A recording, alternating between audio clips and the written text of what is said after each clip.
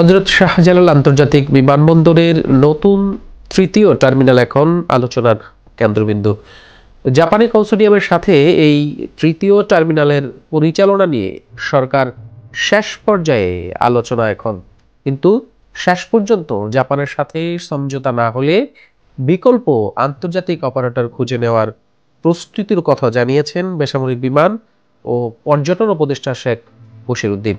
পাশাপাশি ground handling নিয়েও আসতে পারে নতুন সিদ্ধান্ত। এর আগে গত 2 বছরের জন্য এই দায়িত্ব দেওয়া হয়েছিল বিমান বাংলাদেশকে।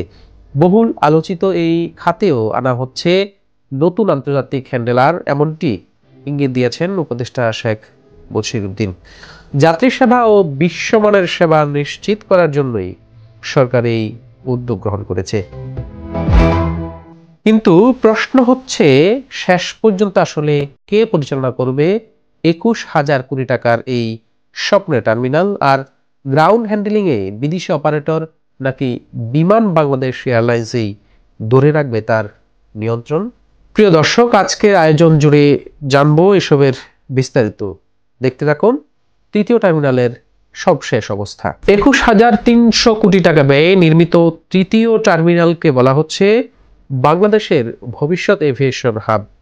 বিস্তৃত 2,30,000 বর্গ কিলোমিটার আয়তনে এই স্থাপনায় রয়েছে সর্বাধুনিক প্রযুক্তি। আছে 26টি বোর্ডিং ব্রিজ, 115টি চেক ইন কাউন্টার, শতাধিক ইমিগ্রেশন ডেস্ক ও আধুনিক ব্যাগেজ হ্যান্ডলিং সিস্টেম। এর ফলে যাত্রী ও পরিবহন সক্ষমতা বছরে বেড়ে দাঁড়াবে 2,40,00,000-এ।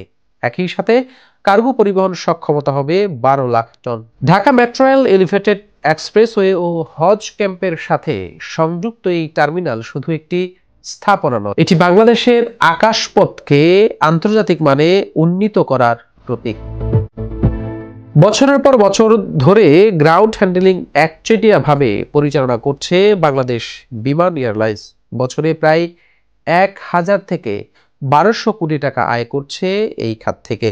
তবুও বিদেশি এয়ারলাইন্সগুলোর অভিযোগ তুলে সেবার দেরি, অদক্ষতা ও মাঝে মধ্যে চুরির মতো সমস্যার। সরকার বলছে প্রতিযোগিতা ছাড়া মানোন্নয়ন সম্ভব নয়। তাই বিমান বাংলাদেশের পাশাপাশি নতুন আন্তর্জাতিক গ্রাউন্ড হ্যান্ডেলার নিয়োগের পরিকল্পনা নিয়েছে সরকার।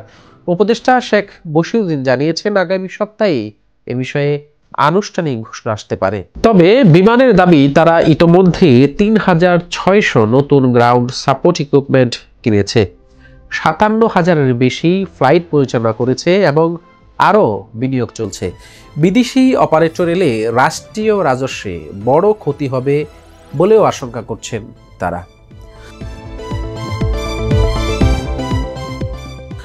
নতুন টার্মিনালের পরিচালনা পাবলিক প্রাইভেট পার্টনারশিপ মডেলে জাপানের সুমিতোমা কর্পোরেশনের নেতৃত্বাধীন একটি কনসোর্টিয়ামকে দায়িত্ব দেওয়ার চুক্তি হয়েছিল আগের সরকারের সময়ে। কনসোর্টিয়ামে রয়েছে Japan airport terminal company, Narita international airport corporation ও অন্যান্য জাপানি সংস্থা। কিন্তু অন্তর্বর্তী সরকার ক্ষমতায় আসার পর বিমান বাংলাদেশ এয়ারলাইন্সকে 2 বছরের জন্য গ্রাউন্ড হ্যান্ডেলিংয়ের দায়িত্ব দেওয়া হয়। এখানেই শুরু হয় কনসোর্টিয়ামের অস্বস্তি। তারা এখন চাইছে আরও বেশি নিয়ন্ত্রণ ও আয়ের ভাগ। সরকার বলছে, যদি জাপানিরা রাজি না হয় তাহলে বিকল্প অপারেটর আনা হবে। উপদেষ্টা বশিরউদ্দিন সাফ জানিয়েছেন, বাংলাদেশের স্বার্থ আগে, সেটা জাপান হোক বা অন্য যে কোনো দেশ। বিশেষজ্ঞরা সতর্ক করেছেন, অপারেটর চূড়ান্ত করতে দেরি হলে খরচ বাড়বে, কারণ টার্মিনালে বসানো আধুনিক যন্ত্রপাতির মেয়াদও সীমিত। সময় মতো বাণিজ্যিক কার্যক্রম শুরু না হলে প্রকল্পের কৌশলগত সুবিধা নষ্ট হতে পারে। অন্যদিকে এয়ারলাইন্সগুলো এক জরিপে দেখা গেছে 93% চায় একাধিক গ্রাউন্ড হ্যান্ডলার থাকুক, যাতে সেবার মান বাড়ে। অক্টোবর 2023 সালে সফট ওপেনিং হওয়া এই তৃতীয় টার্মিনাল বাংলাদেশের আকাশপথকে নতুন উচ্চতায় নিয়ে যেতে পারে, কিন্তু চূড়ান্ত সিদ্ধান্তের দেরি এখন হয়ে দাঁড়িয়েছে সবচেয়ে বড় প্রশ্ন। কে হবেন নতুন টার্মিনালের প্রকৃত পরিচালক? বিমান জাপানি কনসোর্টিয়াম নাকি অন্য কোনো আন্তর্জাতিক অপারেটর? এই উত্তরেই নির্ভর করছে বাংলাদেশের এভিয়েশন খাতের ভবিষ্যৎ। দর্শক, আজকে এই পর্যন্তই। আল্লাহ হাফেজ। ইউএফটি ফার্স্টের সাথে ট্রেড করুন যে কোনো জায়গা থেকে। ক্যাম্পাসে ক্লাসের ফাঁকে, ঢাকার জ্যামে বসে কিংবা ঘরে বসে, ট্রেডিং এখন হাতের মুঠোয়। তাই ট্রেড করুন যখন খুশি, যেখানে খুশি।